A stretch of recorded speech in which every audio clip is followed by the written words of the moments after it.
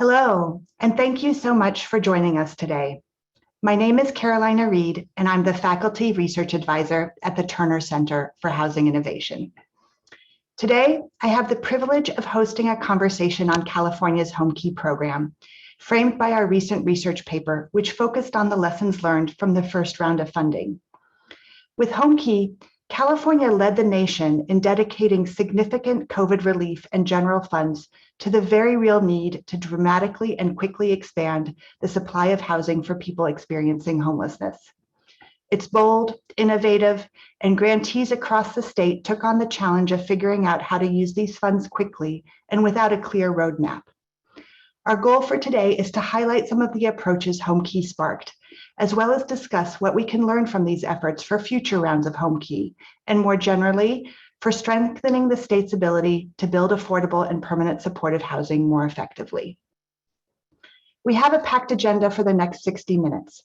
We are going to begin with keynote remarks by the Director of California's Department of Housing and Community Development, Gustavo Velasquez, who I will introduce in just a minute. We will then turn to our Senior Research Associate, Ryan Finnegan, who will provide a brief overview of our research findings. Then, we've invited a terrific group of individuals to provide their perspectives on HomeKey, moderated by Amy Anderson from the Wells Fargo Foundation. Our panelists include Gabriel Maldonado from True Evolution, Tamika Moss from All Home, and Ann Sewell from the Los Angeles Housing Department. I would like to take this opportunity to thank Amy for moderating the panel and for being such a great thought partner on this work. I would also like to thank her and the rest of the team at the Wells Fargo Foundation for generously supporting this research project and webinar. A few housekeeping items. We'll be taking questions today via the Q&A feature. Please enter your questions there and we'll address as many of them as we can. The conversation is also being recorded and will be available on our website. Now, it's my absolute pleasure to introduce Director Gustavo Velasquez, who was appointed by Governor Gavin Newsom to lead the California Department of Housing and Community Development in May of 2020. Nothing like taking over the helm of a department in the middle of a pandemic and then being told that you have 6 months to get $600 million out the door. The link to his full bio is in the chat, so I'm not going to take time to read it here. What I do want to take time to share is that in doing our HomeKey research, praise for HCD staff was universal. We consistently heard that in launching HomeKey, HCD staff were responsive, flexible, creative, hardworking, and fully committed to supporting local jurisdictions as they figured out how to make this new program work. So thank you for your leadership and to the rest of the HCD staff for your work on this important effort. Director Velasquez, I turn the floor over to you. Good afternoon, everyone. It is an honor to kick off today's event on the HomeKey program. I want to thank you, Carolina, and the entire team who authored this report. This body of work was exceptionally well written and really reflected a depth of analysis that can make this program, it's already making this program better. Our partnership, of course, better, and our outcomes, even most important, better. And everyone at the Turner Center, in general, my friend, predecessor, Ben Metcalf, and the terrific cadre of housing experts that continue to raise the bar for evidence-based policy advisory to unlock more innovation in the field of housing here in California. And I look forward to hear the discussion. You pick some of the most amazing practitioners, really a phenomenal panel today. We at the State Department have already, as I said, taken some of the lessons in your report to heart, and no doubt have seen some changes for the better in our latest iteration of HomeKey. We call it HomeKey 2.0. My hope is that everyone on today's call can find food for thought as you approach homelessness projects, that you gain ideas that make this type of innovative housing solution even stronger, and that you build upon what HomeKey has accomplished so far. I'm also very excited that you will be having a conversation around some of the lessons that can also be applied more broadly to homelessness programs and affordable housing in general. I would say in that way, this report will be a gift that keeps on giving. For example, we have new funding recently appropriated by the legislature on a new adaptive reuse initiative, working in concert with the State Department of Real Estate. So the lessons here can certainly apply to how we shape a broader adaptive reuse strategy in the state. That's just an example of how findings, recommendations like this can really help us scale to find more solutions for homelessness. Point of thought, that, just the Turner Center help us find, again, these ways to scale things for broader impact. But let me say a few words quickly on how Homekey fits in the governor's homelessness agenda. Only a few weeks ago, the State Department released the latest statewide housing plan, which outlines 3 objectives for the years ahead.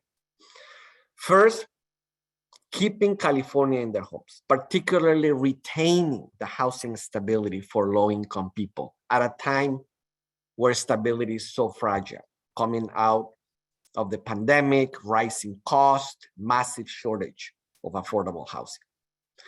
Second, producing more affordable housing and climate-smart housing. This year, you probably noticed a big push on harmonizing how housing is produced, where it's produced, with a big focus on our climate goals. And third objective, I would say, brings us together here today, is to continue to act with urgency to address homelessness and housing need. Homekey, built upon the success of Project Roomkey early in the pandemic, where we had to find non-congregate settings for unsheltered people, Homekey aligns really well with that third objective.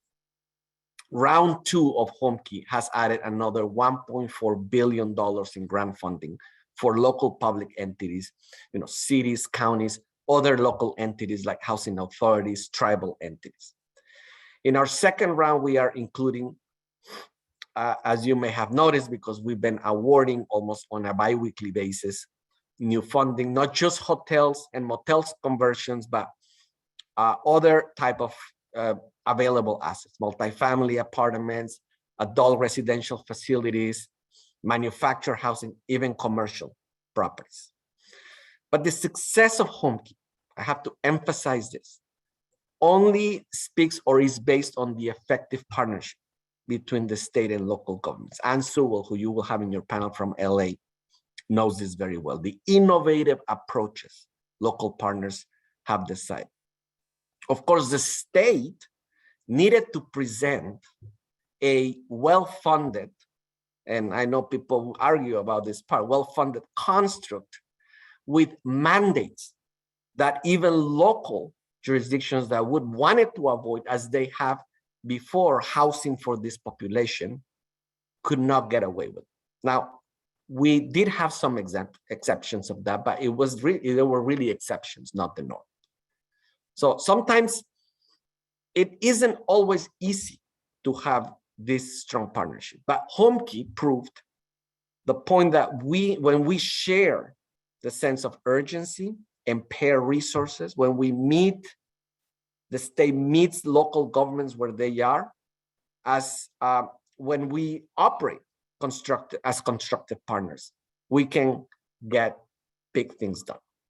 And that's what Homekey has shown.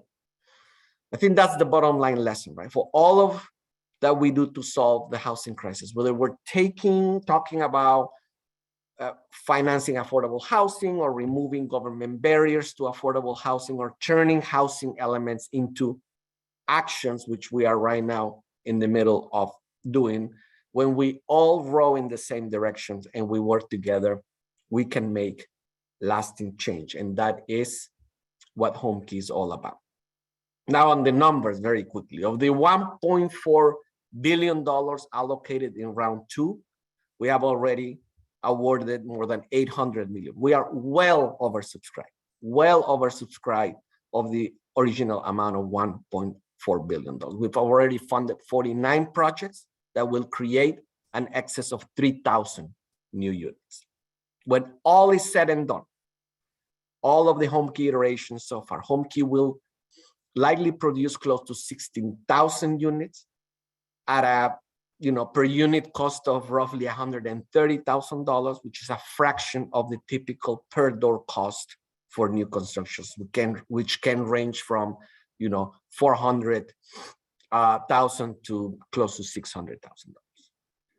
We're continuing to see projects in every region participating. It's very exciting. We are so pleased that with this round, locals have more security of having operating subsidies to support sustainability, but we are not naive. We need to continue the call to action here, to continue our federal advocacy so that we can ensure that we also have the continuing support of the federal government to maintain these units sustainable over a long period of time. Equity, we maintain a strong racial focus, knowing that homelessness, even before the pandemic, disproportionately hit people of color. We know we can never go back to the old ways of doing things when it comes to homelessness. Our governor has said this time and time again, this is a crisis that demands swift action in a time span of months, not years. And that's HomeKey. And he is determined that it will be an all government approach at the state level. Recently, legislation restructured the Interagency Council on Homelessness to continue forward momentum and leadership around the state's response to the homelessness crisis. I, along with 17 other department directors, have as our charge developing policies and identifying resources and services to prevent and work towards ending homelessness. He wants from us purposeful, action-oriented coordination and alignment that drives measurable progress. With this restructuring of the council, we're tackling the issue of mental health, meeting the needs of people in that section of the homelessness environment and the reasons that drive into homelessness. His recent announcement, as you probably have noticed, about Care Court is a perfect example of really aligning all of these priorities all into one. Like this and all other initiatives towards homelessness, I think California shows tremendous promise in tackling what must be our most complex, pressing housing problem. We do have our work cut out for us, for sure. So again, I just wanna say thank you again for your interest. Again, to Ben, Carolina, the entire team, thank you for your leadership in providing research and insights into how we can all work together to achieve those three objectives in our statewide housing plan: keep Californians housed, produce more affordable and climate-smart housing, and act with continuing urgency to address homelessness, all towards 2.5 million new homes that are required on top of needed between now and year 2030. Let's all of us march towards that goal. And again, thank you for the opportunity to do this opening remarks in this session. And again, look forward to that discussion. Thank you. Thank you so much, Director Velasquez, for your thoughtful remarks. We look forward to continuing to work with you to meet the state's affordable housing needs. And so excited that research helps to inform your agenda and approaches. I would like to now invite Ryan Finnegan, Turner's Senior Research Associate and one of the authors of the report, to present an overview of our research findings. Ryan? Great, thank you. And thank you everyone so much for being here with us today. We're really excited to share just a few of the key findings from our recent report ahead of our discussion with our HomeKey operators. And I've put the link to the report in the chat for your convenience. The report was a team effort, which came together with help from both HCD and the many people around the state that generously shared their experiences and perspectives with us. So first, a little background. HomeKey was developed to permanently build on Project Roomkey, the state's program to protect people experiencing homelessness from COVID-19 using hotel and motel rooms, among other spaces, to provide individual shelter. In the first year and a half of this program, Roomkey sheltered over 42,000 people in 15,000 units.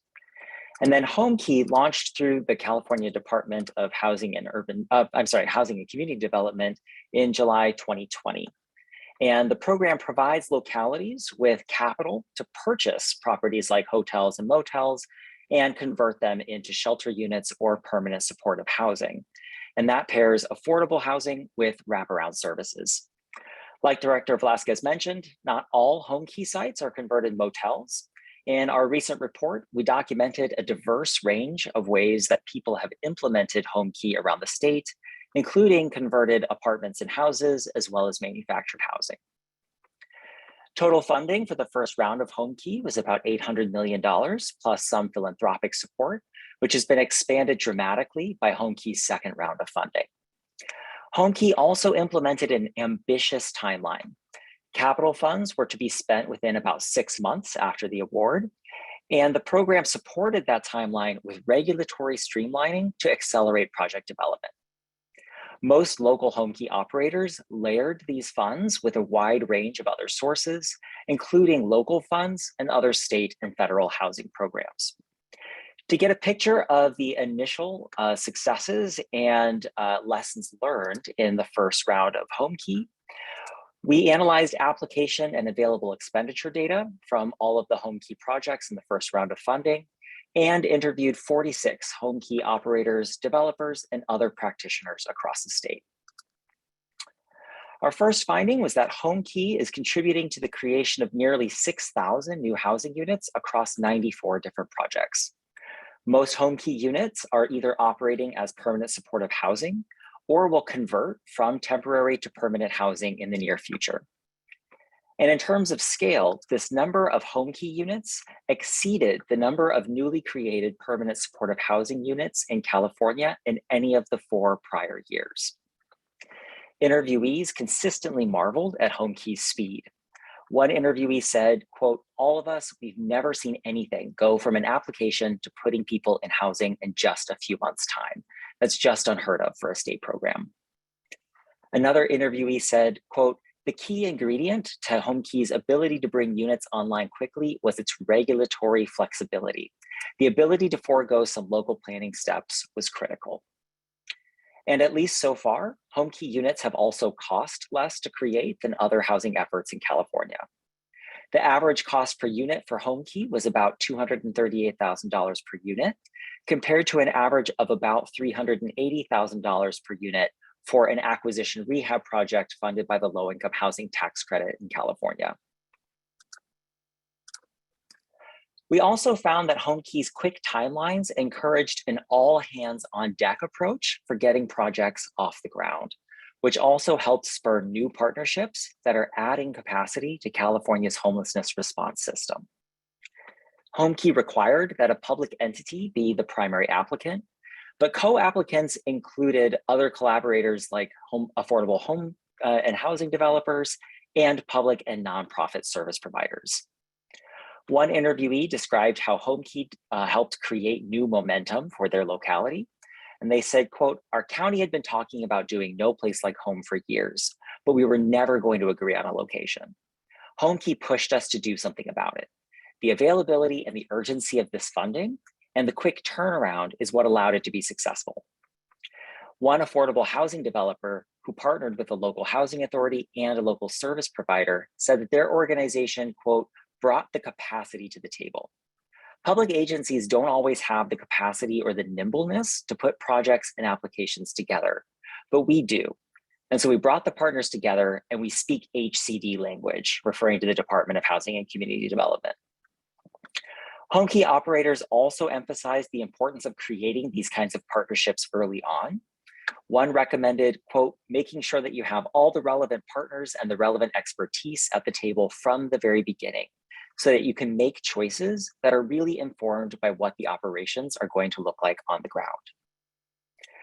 Finally, home key operators frequently described the program as a positive symbol of the state's potential above and beyond the home key program itself. One interviewee told us, home key shows that we can have big goals and we can move fast. It signals to folks you're not going to have to live outdoors. Home key starts from the premise that we can solve homelessness with urgency, resources, collaboration, and political will. To ensure home key's long-term success, ongoing funding is essential. Home key operators consistently told us that covering long-term operating costs was their biggest worry. Home key's first round provided 2 years of operating subsidy, leaving the remaining years of the project's lifespans up to the operators and localities. Many home key operators are relying on project-based housing vouchers to cover these costs, but not all operators have access to sufficient vouchers, if at all. One interviewee described, quote, "We currently have sufficient project-based vouchers to commit to home key projects. They're just coming from a dwindling pool. We're reaching our cap. So they're available, it's just that they're reallocated from other future uses." Several projects also required more substantial renovations than expected to convert projects into suitable permanent homes. One operator noted that the Motel 6 that they converted was, quote, "not in bad condition, but they're just cheaply built." Other sites are combining the relatively small rooms in places like a Motel 6 into larger single units, which can cost much more than initially projected. Another operator told us, quote, "It's just like HGTV, you're always going to go over budget."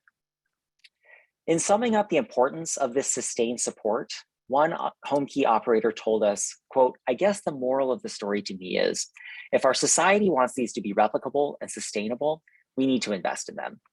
We're taking people who've literally been homeless for decades, and there's a lot of intense case management needed, and that's where the money's needed."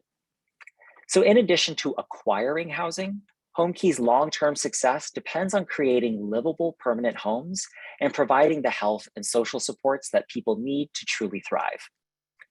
Our report summarizes some other challenges as well, including the complicated coordination between multiple public and private entities, identifying who's best suited to operate the program over the long term, and challenges with conversion, relocation of prior tenants, and in some cases, continued community resistance.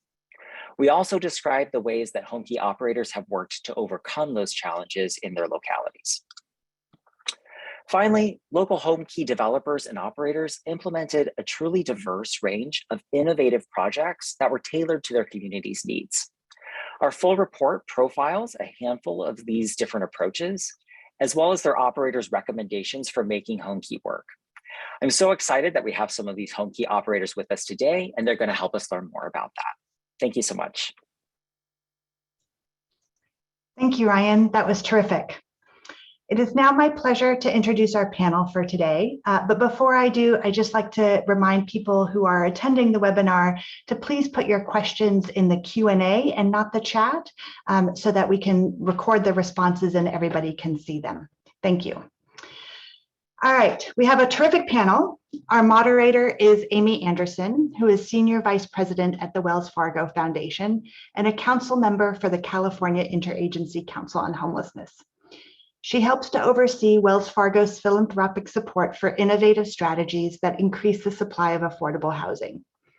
Prior to joining Wells Fargo, Amy served as Chief Housing Officer for Los Angeles Mayor Eric Garcetti, where she worked on and supported the city's home key work.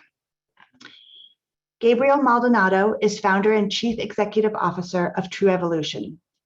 Based in Riverside, True Evolution is a nonprofit that fights for health equity and racial justice to advance the quality of life and human dignity of LGBTQ+ people.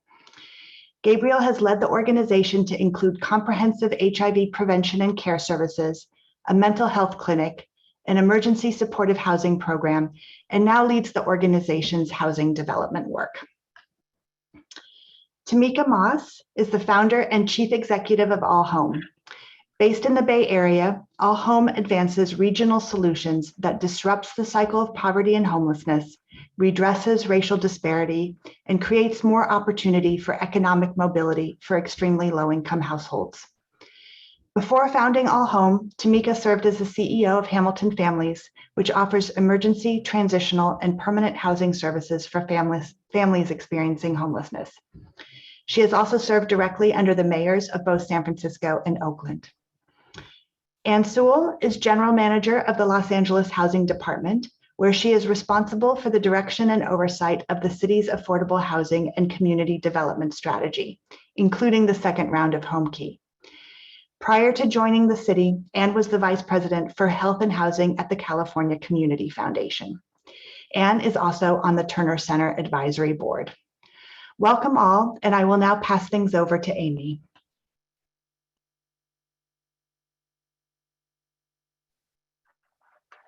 Great. Hi, Carolina. Thank you so much. I wanted to start by just quickly saying what a pleasure it is for Wells Fargo to have partnered with the Turner Center and producing this report. It's such an important report and about such an important program. The report does highlight so many, key aspects of and lessons that can be learned. The ones that I am most excited about is this opportunity for sharing among the local jurisdictions who, like HCD, just jumped so quickly into action to create HomeKey projects. I think there are such a variety of project types and project partners and processes that the report, and I hope this discussion today will be a great opportunity for jurisdictions to learn from each other about what worked, what didn't work, and what opportunities there may continue to be for them. So excited to be here. Anne, I wanted to start with you. I was there when HomeKey started and saw some of what went on in Los Angeles, but I want to ask you to start by maybe giving us a big picture overview of the city of Los Angeles's approach to the first round of HomeKey, and what you think were the strengths of the approach that the city took for serving people who are experiencing homelessness. Great. So thank you. Thank you to Turner Center for doing this report. Thank you, Gustavo. As Carolina said, not only did you get out 600 or 800 million, you did it while spending 1.2 billion in emergency rental assistance as well. So, it's been a really amazing 2 years. So the city of Los Angeles, Project HomeKey came along as we were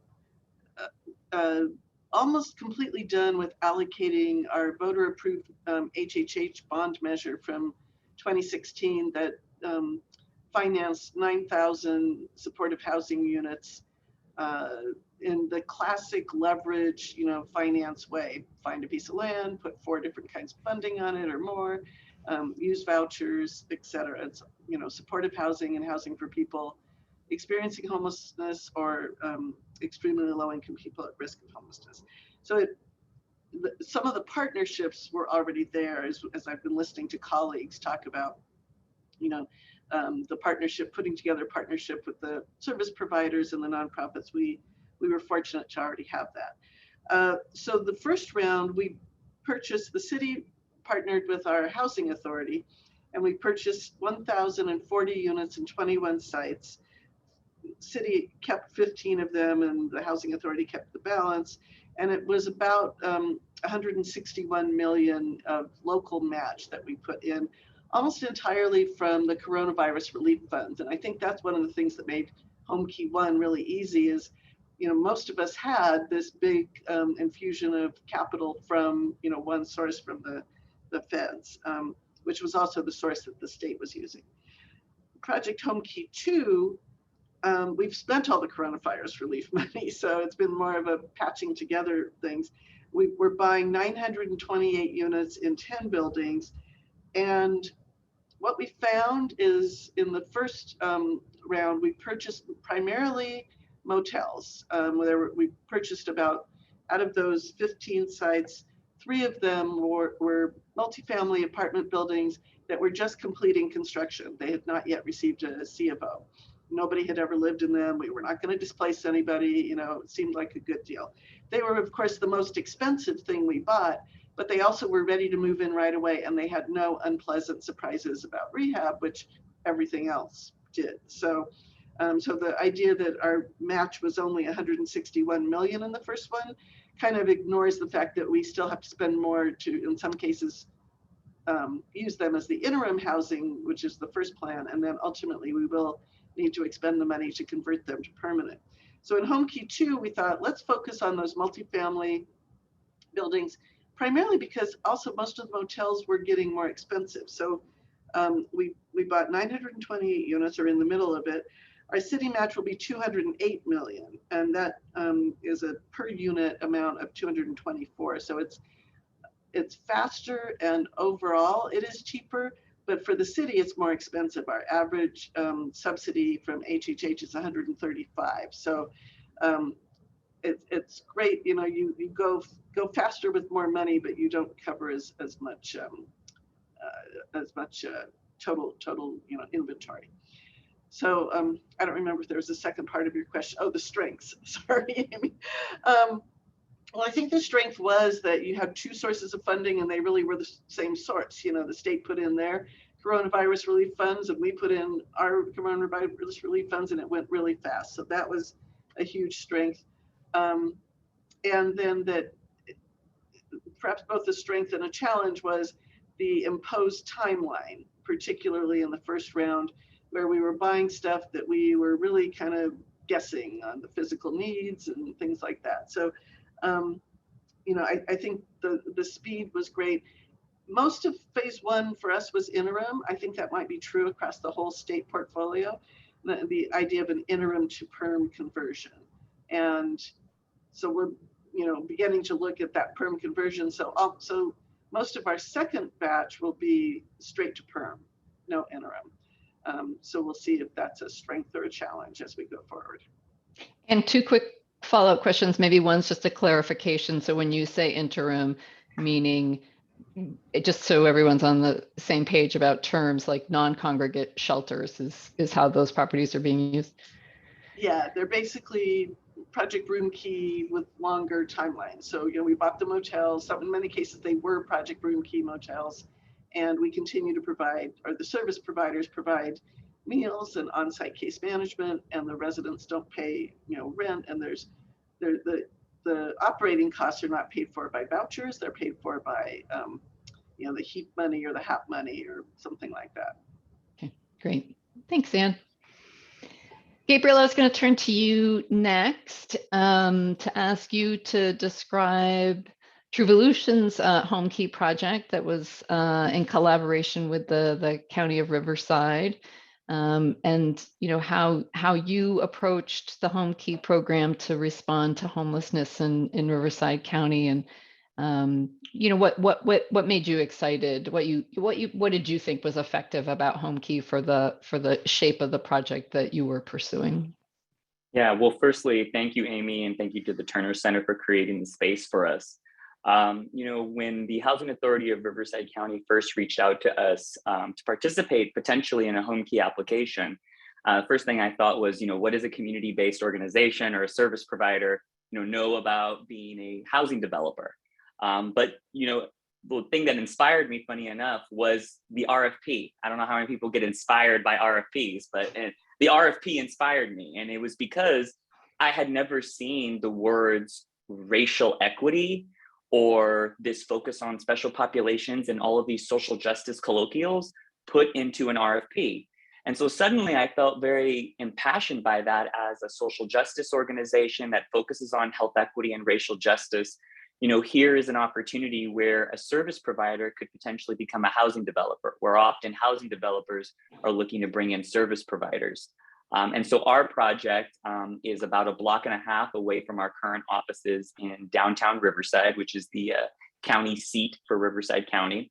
And it is a collection of properties, 6 different structures, 5 residential structures and 1 commercial building that all have adjoining property lines that are on the same neighborhood block. that all happened to be for sale by the same owner at the same time. She inherited the property, her grandmother passed, and it had sat on the market for a year and a half. And the complication of the property made it unattractive for commercial usages, but it was really a challenge that really presented an opportunity for us to create what we refer to as the community campus model. And so for us, a community campus is the co-location of multiple services addressing key social determinants of health. And for us, that looks like healthcare services, housing, mental health, and social services, all located on a single parcel. Sometimes services are in scattered neighborhood locations. And for us, we thought this was an opportunity to co-locate all of these many services on one piece of land. And so that was really what excited me about doing something a little different and to potentially be competitive in a landscape where organizations like ours would normally not be considered. So that was exciting for me. Gabriel, can you talk a little bit more about the RFP? Did the county issue the RFP and it was to select a partner for the application, or was it after the application? I think lots of communities embarked on this process in a different way. Yeah, so in HomeKey round 1, I actually read the HomeKey HCD application, the actual state application. And that's what shocked me even more, is because there were all these terms that I was familiar with in the social justice world, but had never really seen many government RFPs call for things like health equity and special populations and a focus on addressing racial disparities as one of the key requirements to applying. And I think those elements in the state RFP for when the county and I collectively applied for the state application together, that was what drove our inspiration. Great, thank you. Tamika, you're representing a huge geographic area on our discussion today, but there were a lot of innovative approaches that were pursued in the Bay Area, from scattered site to modular. I'm hoping you can share a bit about the different models and how HomeKey is helping Bay Area communities to reduce unsheltered homelessness. Well, thanks so much, Amy, for the question. And thank you to the Turner Center. I just want to add my thanks and gratitude for the work that they've done on this report and the work they have been doing with All Home and the state. And really happy to be with Gabriel and Ann. The Bay Area, our organization works across 9 counties in the Bay Area, trying to lift up regional solutions to homelessness and housing insecurity. And it was really amazing to see the activation of our region around HomeKey. To be able to see, the ingredients of political will that the governor and the state really put behind HomeKey first.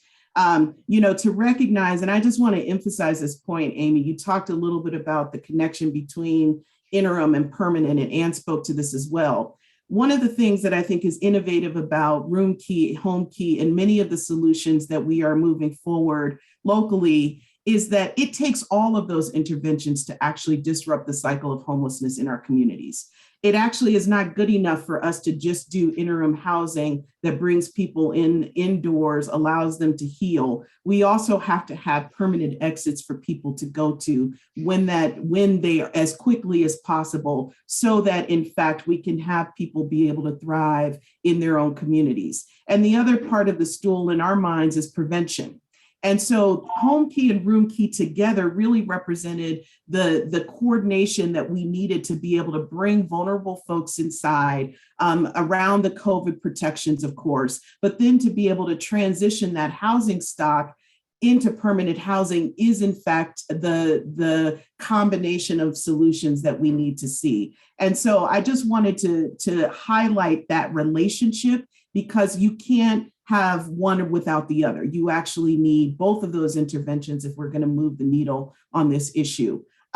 We saw some really creative partnerships develop. I think Gustavo talked about this. Partnerships were critical here, right? Like Gabriel and his folks kind of coming together, changing roles and getting in the developer space. We saw that where one of our providers in that serves 6 counties in our region were purchasing single-family homes for seniors primarily who were experiencing homelessness to live independently in those homes. They were looking for homes with 6 bedrooms, multiple bathrooms, where an individual could use their Social Security income to live permanently in their neighborhood. They were not off in some other community. They were housed in the community where they came from, and HomeKey dollars were able to be used toward purchasing more of those single family homes so that we could diversify the typology of housing that was available through HomeKey funds. So that innovation was critical in not just the hotels and motels, but being able to solicit other housing types in this solution. So I thought that was incredibly necessary in round 1 and has been a part of round 2 funding as well. Another one I just wanted to highlight, Amy, is Life Moves.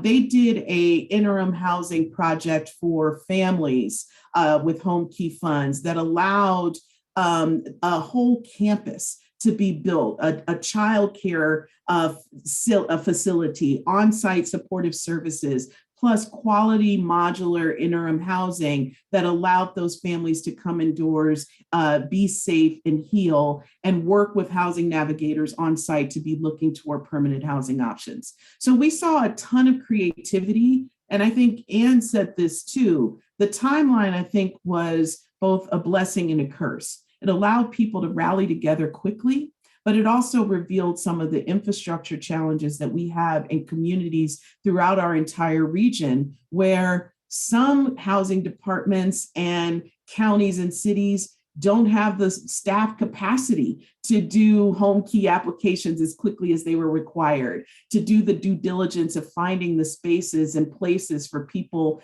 to live. And so one of the things that we think is important is really looking at the capacity to go fast and be effective and efficient as we continue to grow HomeKey, because we want that tool to be sustainable. But we also recognize that the infrastructure of local governments and our community-based partners have to be intact in order for us to scale those types of interventions. Thanks, Tamika. Gabriel. Gabriel, I want to talk a little bit more about your strategy. I want to hear a little bit more about it. So correct me if I'm wrong, sounds like the county kind of saw the property opportunity and engaged, trying to acquire the property, but then issued a competitive process to find a partner. And I'm curious about maybe your experience, working with the county on that strategy, and what you saw as a benefit to going in early and with the county as a partner, or what you saw potentially as challenges in that process. So let me back up real quick just to clarify too. So as was mentioned earlier with Project Roomkey, we were providers with Project Roomkey. And when we first became Project Roomkey for providers, we were assigned one of the special populations, specifically people living with HIV. Now, we were told to expect about 20 clients or so, right? These were folks that would have not have been in the coordinated entry system, or those people who were, just out of care. We ended up receiving 72 in the first 2 weeks, with a total of 87 by the end of our portion of the contract. And these were all people living with HIV who were all missed in the Riverside County's point in time homeless count for that year. And so this was a big revelation for the county. And so the county came to us with this opportunity and said, we would like to work with you to apply for HomeKey Together. However, as was mentioned earlier, resources are slim, and the county and government only has so much capacity. And so they came and they were very direct and says, you have to do everything though. You have to find the property. You need to build the community support. You have to get the endorsement of all of the various officials. You have to build your pre-development team. You're going to lead the construction. You're responsible for fundraising. You're responsible for closing the gap. You're responsible for sustainability. We are literally going to provide you technical assistance, capacity building, matching funds, and an endorsement on the application. But as far as pulling this animal together, you must transform. The name of our organization is True Evolution. And so our county head said, are you ready to truly evolve? And I say that because my team, I am so grateful for my team. And as we were in the thickets of expanding, we had to now take on this whole new vertical for ourselves. And so some of the challenges, as you asked, is that as a community-based organization, we don't have that huge administrative infrastructure for compliance and regulatory and legal and the complicated types of accounting. We're a community-based organization. We are often limited and restricted in the kinds of funds we have, and we usually get very little to place towards administrative indirect anyways.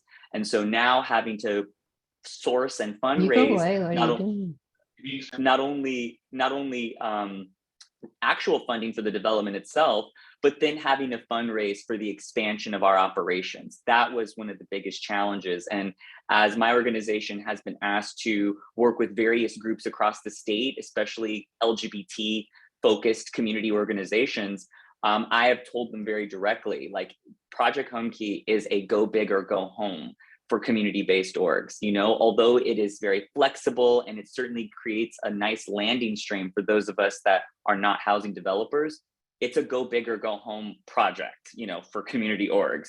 And I think that is one of the biggest challenges, is making sure that if we want more community-based organizations to strengthen the nonprofit infrastructure, to help these new orgs transform, then we have to look at not only backfilling the project itself, but backfilling the expansion and capacity building needed to even become a housing developer. And that is probably the most significant challenge for us, and I know is a lot of challenges for my counterparts around the state.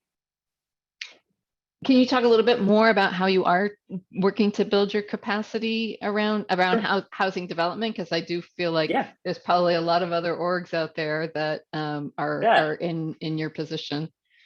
Absolutely. So actually, there is a benefit for us being a community-based org and a service provider, is that we have diversity in funding. That's what is great. You know, Anne mentioned earlier around 4 sources of funding, and I think we have about 10. Now, it may not be large chunks, it's little chunks here, little chunks there, but as being a service provider, we have access to a much larger entree of different kinds of funding that may be housing or non-housing related.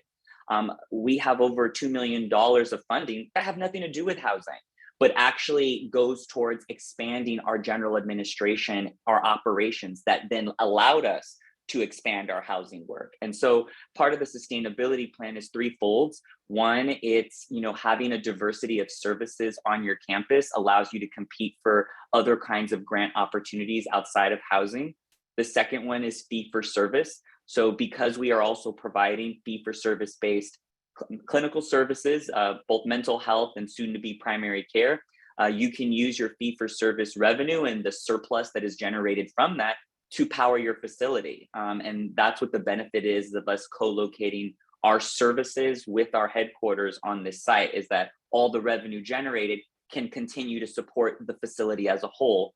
And then the last one is direct service contracts. So for those of us that are service providers, we also can compete, and we do compete for direct service contracts. And those direct service contracts, if you're strategic, allow you to write in the indirect overhead cost of maintenance. You can write that into your direct service contract. So if you really are intentional with the types of services you're going to provide, you can also diversify the kinds of revenue streams that can come into the facility as well. And our facility, I should say, is grant funded. So we are not relying on tax credits, and we are not relying on rental income from the clients. This is really a grant funded facility. And I mean, we already have 3 years secured in funding for it. So I think it's a great opportunity to create a new model. That's great. Congratulations on pulling it all together. It's quite a feat. It wasn't easy. Please don't just, I mean, Yeah. I'm giving you like, let me just say right now, this was 2 years worth of like summary bullet points that I did for this. So Yeah. it was really a whole lot more complicated and stressful and not nearly perfect as it may sound as I'm saying it. Yeah, well, I think, Tamika, I want to transition to you. Thanks, Gabriel. I want to transition to you because I think that is a good lead in to, the fact HomeKey, very, very unique program, significant amount of capital funds, quickly deployed. But the Turner report really highlighted that the way that the fragmented affordable housing finance system works here in California is a challenge for full conversion of properties to permanent supportive housing. And I think, can you talk maybe to a little bit about how HomeKey has helped to lift up the need for streamlining around funding for permanent supportive housing development and in general, and what can be learned from HomeKey that can be applied elsewhere? Yeah, great question, Amy. I mean, first of all, I will be as frank to say that HomeKey was an innovation in a broken housing system.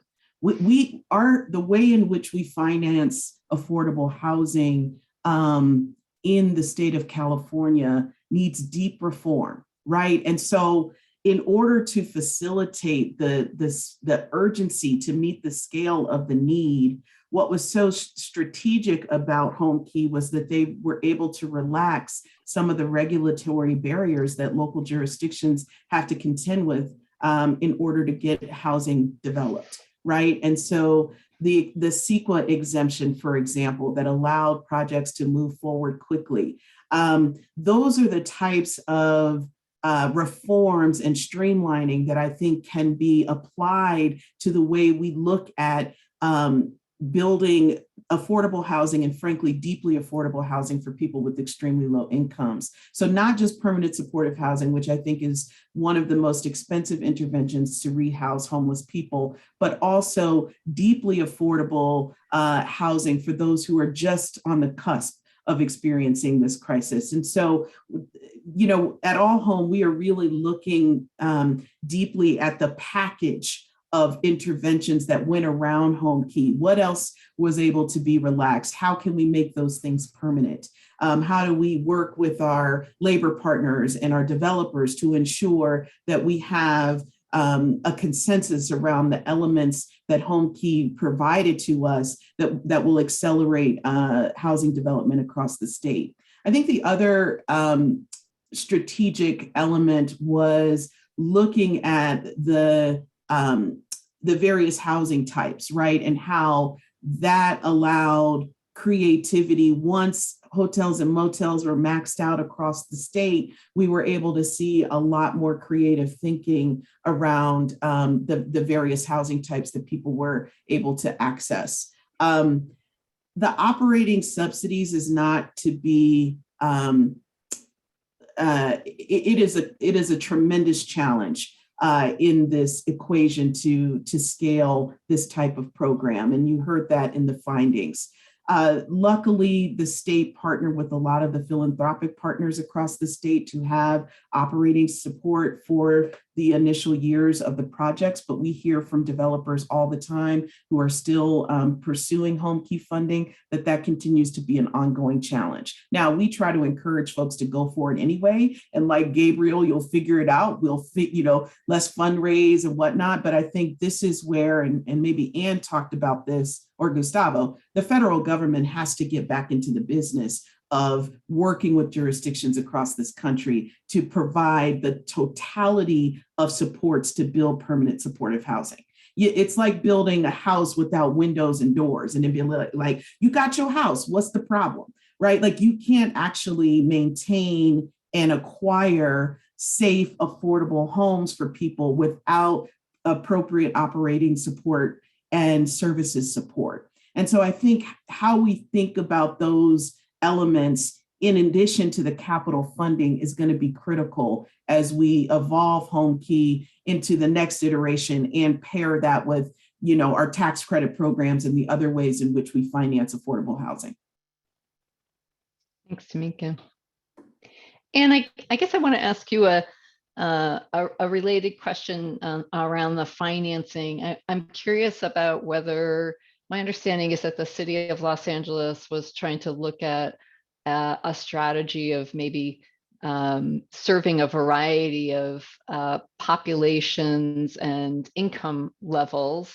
Do I have that right? And is that something that would be allowed under HomeKey, or would there need to be some advocacy around that? Can you talk a little bit to that?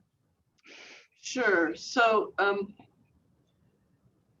everybody said, the problem with the voucher universe shrinking right now, or being, in the case of the cities, we are pretty much out of project-based vouchers, is that we're trying to take a little bit of vouchers and spread them. When I heard that the city of Concord, I think, had said, okay, you can have 30% of each HomeKey project will have vouchers. And I thought, well, I'm glad we're not the only one, but as a 30-year affordable housing developer, that's pretty horrifying that you are entering into a 55-year covenant on something that you only have a way of making it actually work for a few years, for a third of the people.